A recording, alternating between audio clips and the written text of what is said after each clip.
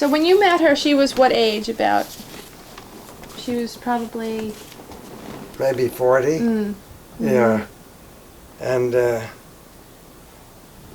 I ran into her a couple of times in New York. She was always with somebody. Really? A couple of people, yeah. Women and men? And Men, yeah.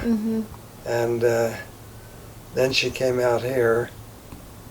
Have you been to that place where she lived when she died? No, I'm going to be going there tomorrow. Oh. So, yeah. And I wonder if they've got any of her stuff there. That's what I was wondering. In fact, well, I'm wondering whether any of her people who, if anyone has her sculptures. It was such a strange place for her to be. Yeah. She always picked these funny little places. Well, apparently, now this is in the late 60s, I guess. She was living with her family, with the grandchildren and the daughter-in-law, but then they said she was too demanding, so that's how she ended up then in, I guess, in Figueroa Street. Her granddaughter where? Here? Her daughter-in-law. She was living with the daughter-in-law and the grandchildren in somewhere in Los Angeles. I don't know the address. But that's when she moved. I think that's when she went to the Figueroa Street. So I didn't see her in the last couple of years after she moved way out there. Right. And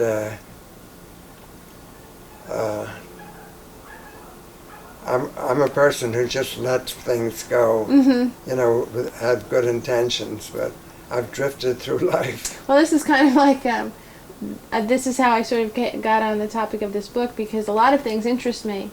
But now I want to, because it seems to me it's a very interesting story, and not just the early part of her life, but her whole life. But the hardest thing is finding information about the later part of her life, because in some ways it seemed to me that she kind of avoided publicity. Right.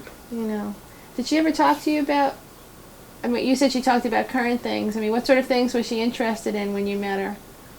I don't know. It seems to me now in reflection that they were just mundane things. Yeah. And I don't think I think she was glad that she could just talk to a person as a person, right? Not a woman with a notorious past. So you didn't feel that she was trying to trade on her past or anything like that? So that was that. But I was always thought it was so odd the way she picked these obscure places to live in. Maybe it was because, you know, the rent was cheaper. Yeah, I don't know that her financial situation was very good then, and I don't know where her son was at that time either, Russell.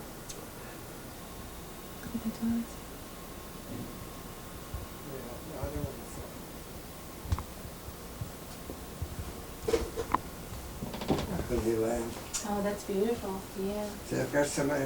That's an original copy from the New Yorker. Oh, really? Is there anything in particular that you collect? I mean, what don't I? Yeah, here it is.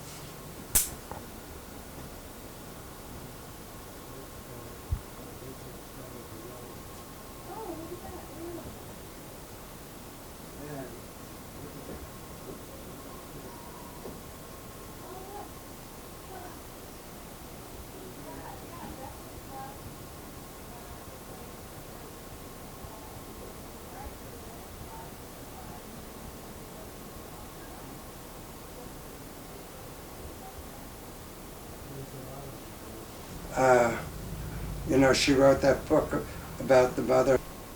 There's a big sign there that says Happy New Year. There's some wonderful dolls here. Yeah, they're beautiful. I love all that. I mean, in fact, there's a show tomorrow and Saturday in Pasadena. It's an ephemera show and postcard show. I bet you're going to wind up moving here. There's see more. Yeah.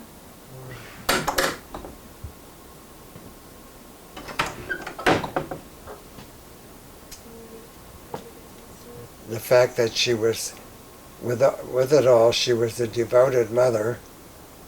Right. And she's just born with the personality and beauty. And she was also smart, you would say, right? She was a bright... Very bright. Right. And she was a great reader. Mm-hmm. Mm-hmm. Did she ever mention favorite authors or anything like No. that? I thought it was interesting that she gave you a book on Russian masterpieces. I mean, that's not something anyone would ordinarily read. No. She loved that. That's why she gave it to me. Right. So, such a snob. I wrote about to my mother about Gertrude Stein. I said, I don't think I like her very much. And I was wearing this big fur coat, and she said, oh, what a wonderful coat. I should have it. And I said, the one who should have it has it. And her friend winked at me across the room. Really? Was that Alice Toklas? Mm-hmm. Really? Yeah. And this was in Paris? Yeah. Oops. You couldn't help but meet them. Really? It was like here, where all the stars go to certain clubs and so forth. Mm-hmm. And what else did they have to do except when they were writing? They would, you'd go to certain bars, cafes, and you would always see half a dozen. And I frequently saw Ernest Hemingway with his 2 kids. Really? And walking on the street. You know, the irony of it was one of them turned out to be gay. Really? And like to dress in drag or something. Mm. But, yeah, everybody met at the same places, or half a dozen places. And they'd all Bar. come in the afternoon and evenings and sit there. And, Mm-hmm. So going back and forth, then you went on ocean liners. I mean, that was the that was the thing. Yeah, right? That must have been nice. it really was. Yeah. How long would a trip take? I mean, how long usually would it take for you to get? Would you have to? How would you get to New York first, and then? And take a boat from there. Right. And